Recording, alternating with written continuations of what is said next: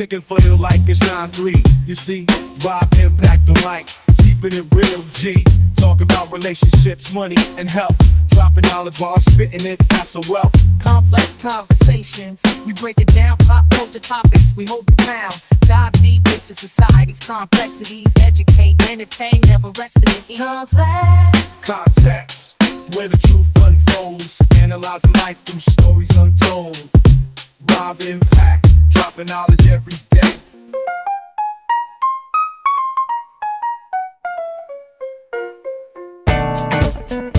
Unpacking life's complexities, one topic at a time. You're listening to Complex Context. Here is your host, Rob Impact.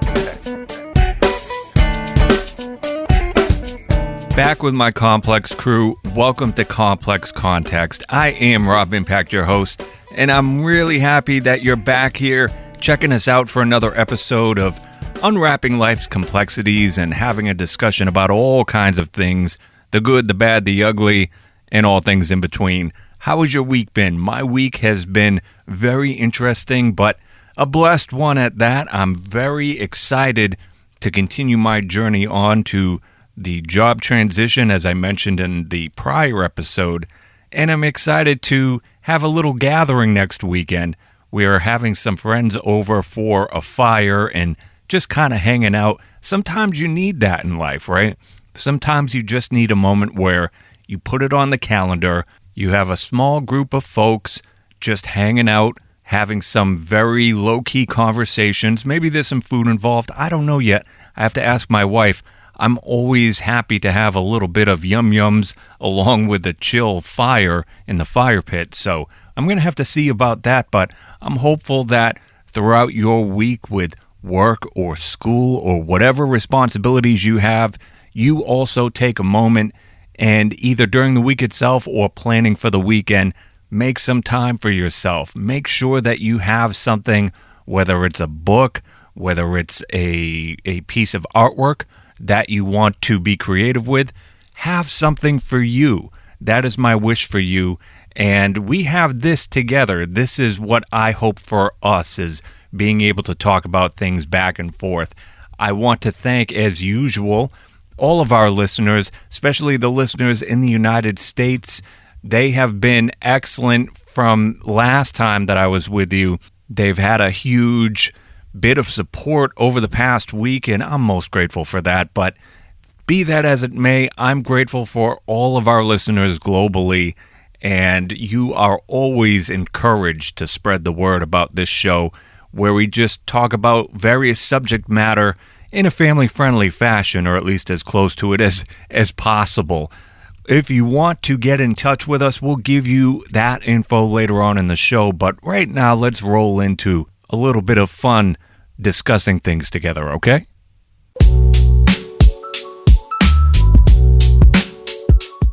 I went to a local cafe the other day because I had a day off, what is going to be my last day off in a while, since as I mentioned, I'm transitioning to a new job, and it was my daughter's first day of school, and I had the great pleasure of being able to bring her there and pick her up later in the day. But typically when I wake up in the morning, I make myself an iced coffee, and what we do is we brew hot coffee, let it sit, and then when it gets to room temperature, put it in a glass jug, and then put that in the refrigerator.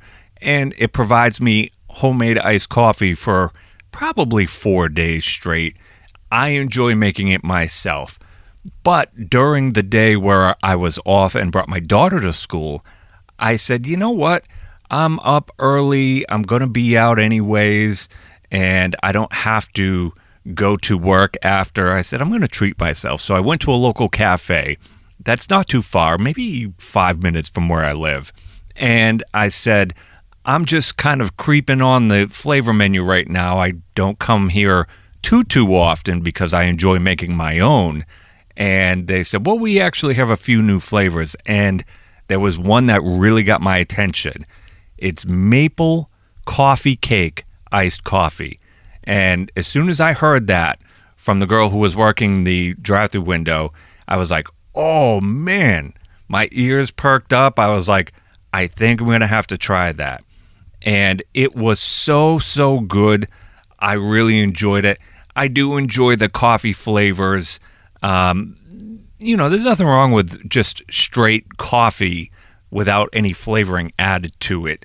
It really comes down to, do you have good quality beans that are making that coffee experience what it should be? And I know this place from having gone there off and on over the years. They have the same type of coffee that I would typically have as a primary pick for my home brewing.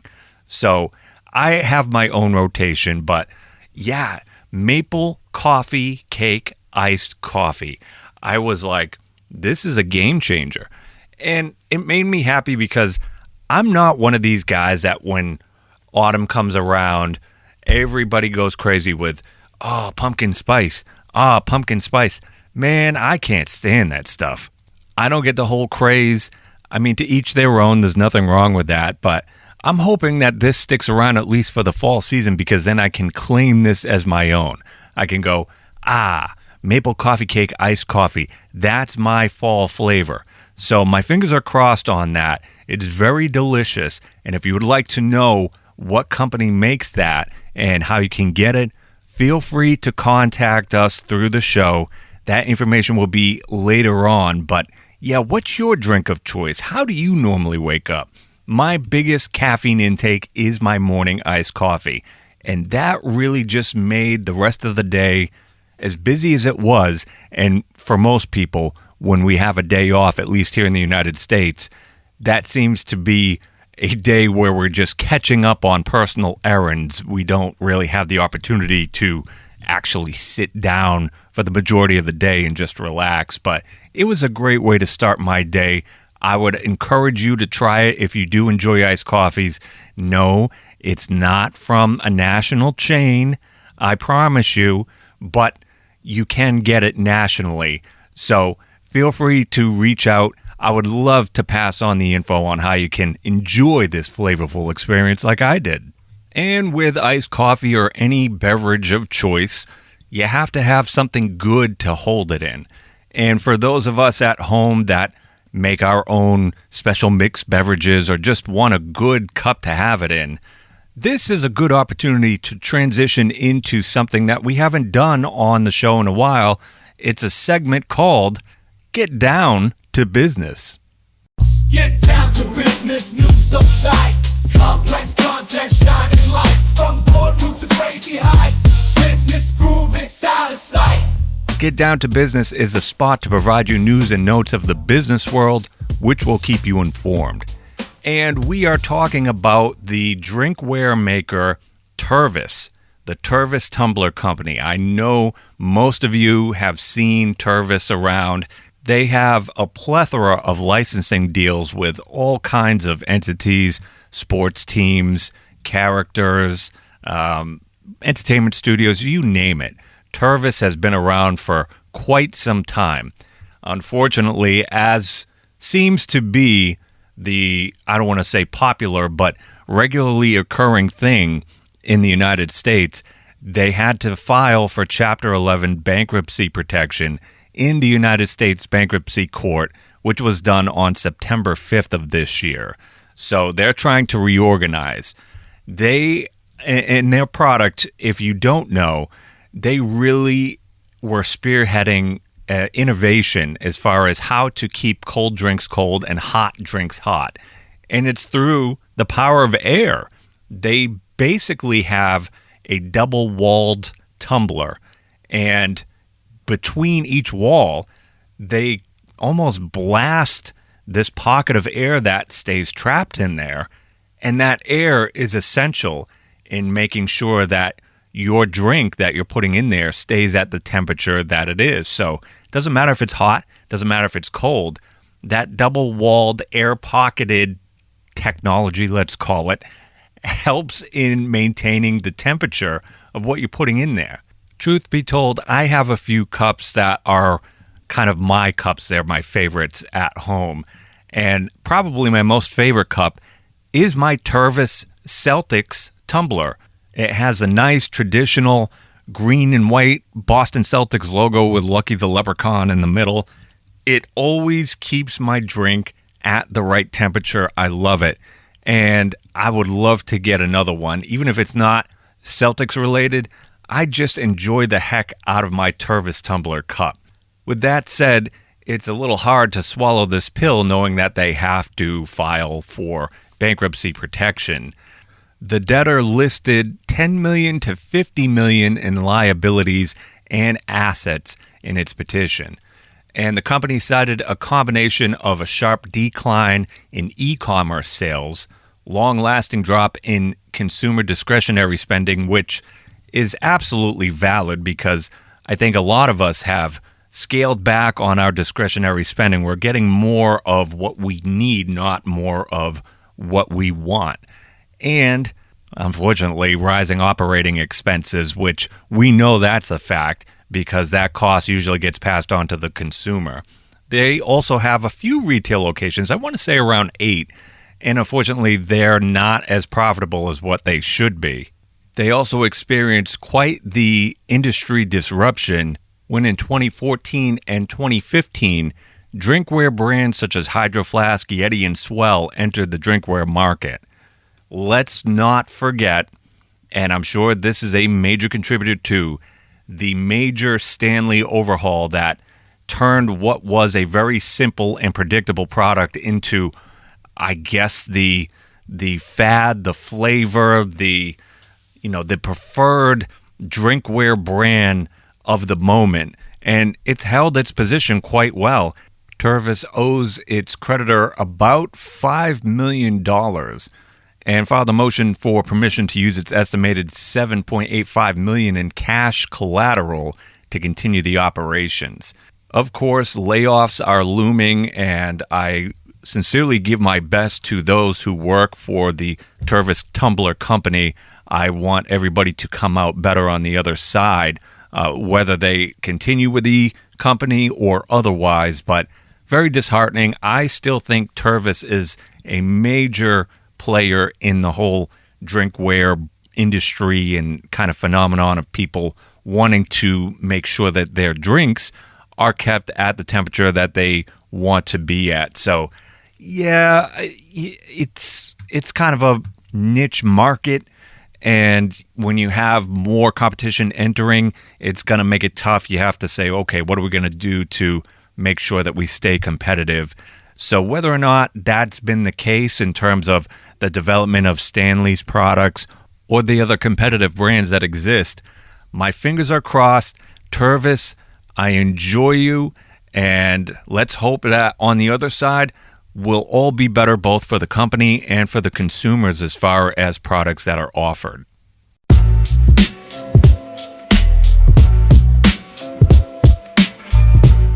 There was something funny that was asked to me the other day. Maybe not so much that it was asked as much as it was how I interpreted the answer and my thought behind it.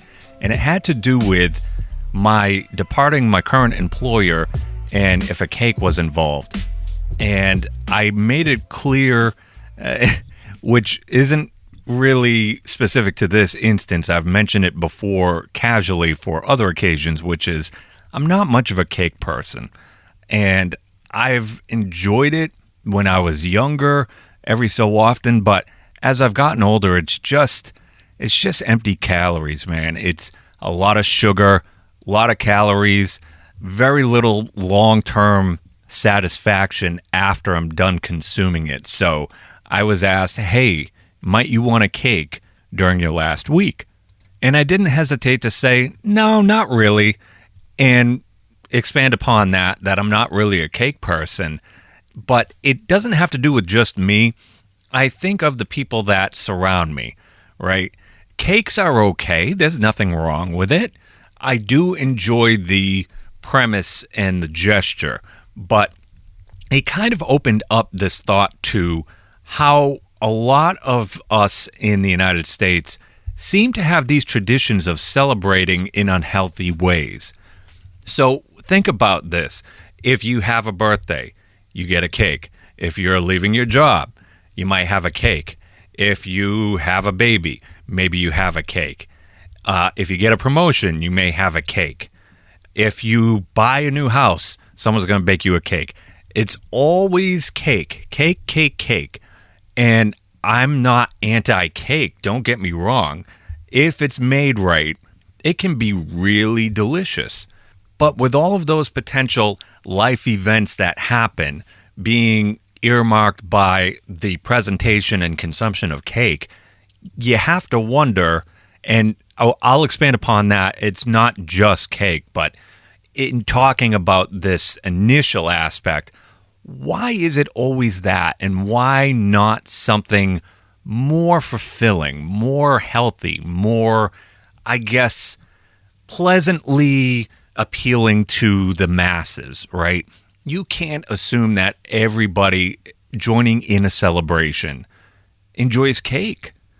And let's be honest, the sugar, the calories, like, goodness forbid there's a diabetic around. Like, what are they going to do? Like, just, give me a square of the actual cake part, no frosting. Come on, let's stop that. So, yes, I understand it's a nice gesture. And I'm not judging people for wanting to perform that. I think that's cool. But can we think outside the box a little bit? I'm going to flip the script from a food aspect to a drink aspect. And that is alcohol. Same thing, same concept. You have a kid, let's have a drink. You have a birthday, oh, let's have a beer. Oh, you just got that new job, oh, let's go to the bar. Same concept, right? Now, there is probably a lot more variety as far as alcohol and the consumption and the caloric intake, and obviously different types of alcohol are going to yield different levels of, I guess, health being affected, or, I don't want to come off like I'm anti-alcohol or anti-cake. I'm not. But why alcohol, right? Why have we as a country gone over and over again back to that same old? And why not something more creative? And again, something more potentially appealing to the masses. Why isn't it, hey, let's bust out a jug of iced tea and really have a good thirst-quenching, lemony experience with hopefully not too much sugar and really the essence of iced tea, a good tea leaf type of flavor that it leaves behind. That to me is super appealing. I love a good iced tea.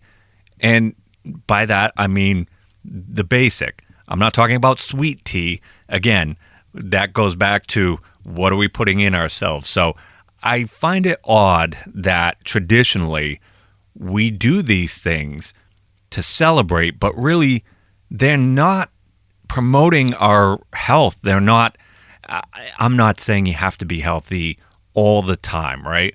You want to live, you want to enjoy yourself, but you have friends, family, different opportunities in life where celebrations are going to come up.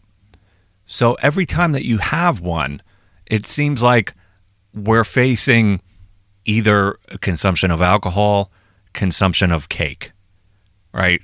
Those two things they're okay in moderation. But again, depending on your life and who you know, and let's be honest, you could have a wedding and a birthday and a cookout all within the span of, say, 2 weeks. And all of those experiences could bring the celebration filled with cake and alcohol. I just think that we need to kind of expand our horizons in terms of how we choose to celebrate. And it doesn't always have to be on the consumption side, right? We need to survive. We need water. We need good hydration, right? Get our electrolytes kick in always. And we need good food to make sure that our body continues to run and burn off certain things and retain certain things. And that's cool. So why are we sacrificing that And maybe that's a little bit harsh of a word, but why are we willing to turn the other cheek and say, you know what, the heck with maintaining a health or just daily consumption, I'm going to throw it all out the window for this experience. I mean, again, if you're doing this in moderation, that's fine, but I just don't, I don't understand. I don't relate. I'm not too sure how many more opportunities of eating cake and consuming alcohol I really want to participate in. I kind of don't. I'm kind of all done with it, at least at this point in life. I'm not saying for good, but it's just not an attractive option anymore, especially for a celebratory reason. And if it happens to be something that is related to celebrating me, I want to have something just more low-key, something that everybody can enjoy. Everybody. And that means from 5 to 55. Getting away from the consumption side, let's think about the timeliness of things, right? And I did it more when I was younger, but think about how a lot of times, especially younger crowds, but you still have adult crowds that do it too, you might plan a party, you might plan a special gathering. And a lot of times people will go into late hours of the night having these celebrations.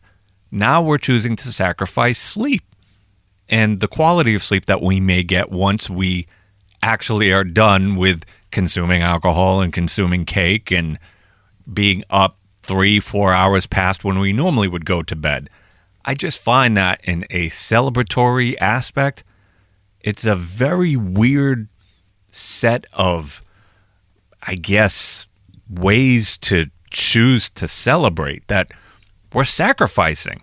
We're ultimately sacrificing a lot of ourselves. Why is that? That seems like a very odd cultural tradition to uphold. So what could we do about it? Could we maybe try and plan things that are of a more timely manner and fashion for people? Can we maybe consider, I don't know, fruit options, right? Think, there are companies that like to do the catering. Well, I say catering, but it's really a product delivery for the most part. And you can have your fruits, right? You can have your pineapple and your strawberries and your apples, your oranges, all of that. But you could mix in like the chocolate-covered strawberries, right?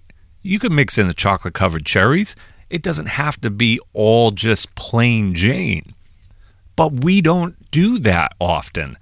It's very seldom that we go that route. So I'm really curious as to why we continue to go into this expectation of let's drink, let's eat cake, let's stay up late. By the end, whatever I'm celebrating, I feel like crap. So I go, damn, if that's a celebration, like, I'm not really looking forward to celebrating anything else. Maybe it's just the time in life that I'm at right now. And the fact that, yes, I've done these things, especially during younger years, and I have no regrets, but I don't think that's the type of thing that is meant to be sustainable long term. So why do people keep going to the well with the same routine? Let's figure out ways to celebrate that aren't intrusive, potentially, to our health and well-being. You can have ways of implementing better nutrition and better gathering opportunities that don't sacrifice potentially those things that people might look out for in their day-to-day. I really think it's worth considering how many times that we engage in these activities over the course of a year. Because of course you're going to say, listen, I haven't had a celebration like that in a month or two. Okay, but we don't know that coming up, you don't have 3 opportunities to have that kind of celebration. It could happen. So let me know what you think. I'd be very interested. You can contact us via email at complexcontactshow @yahoo.com. We're also on Facebook at facebook.com/complexcontext1. And you can find us on X. We are at complexcontext1. Whether it be this topic about celebrating in maybe not the healthiest manner, or you want to give general show feedback, maybe you have a topic idea, you want to provide a little hello to us, letting us know that you listen every so often, we would love that. Don't hesitate to reach out. Now, some may consider these particular ways of celebration ridiculous. And if you think that's ridiculous, you haven't heard anything yet, because we have some ridiculous life advice. Ridiculous life advice.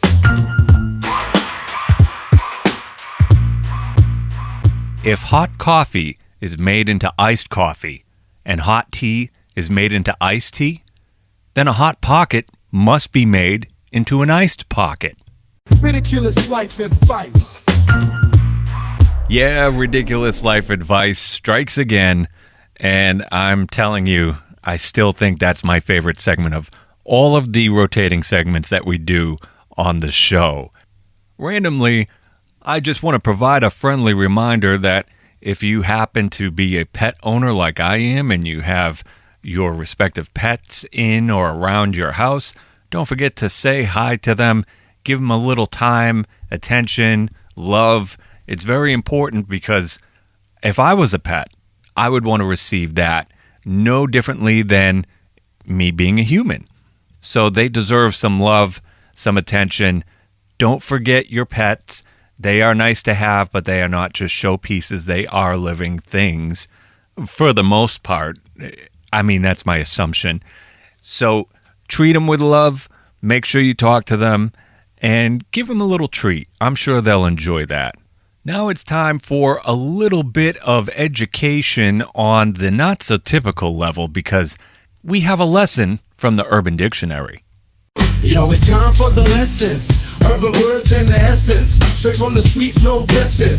We'll break it down, no stressing. Stacks on stacks and drip too. What's the lingo? Yeah, what's new? From frontin' to keeping it true, we got the vocab for you. Urban Dictionary style. Learning words makes us smile. Lessons from the Urban Dictionary is where we learn a word or a phrase, either past or present, which has been used enough to make its way to the Urban Dictionary. We use a random letter generator to choose a letter and then randomly select a word which starts with that letter.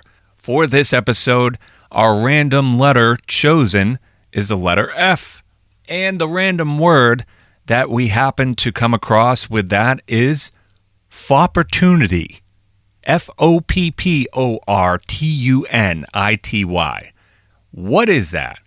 A fopportunity is a make-believe opportunity that people pretend is real, such as someone banters on about a job opportunity as though they were going to land the job, when in reality, they're grossly underqualified and have no chance of gaining the job. Your example: if George doesn't shut up bantering about that job fopportunity, I'm going to puke. Fopportunity, I like that. A lot of folks with the development of technology today, everybody thinks that they have the opportunity to be the next independent business. And hey, I'm all about pursuing your hobbies and interests, but really not a lot of us have that genuine opportunity to take it to the next level. And you can kind of tell that there are some people out there, which I think is good. You don't know until you try and you push yourself.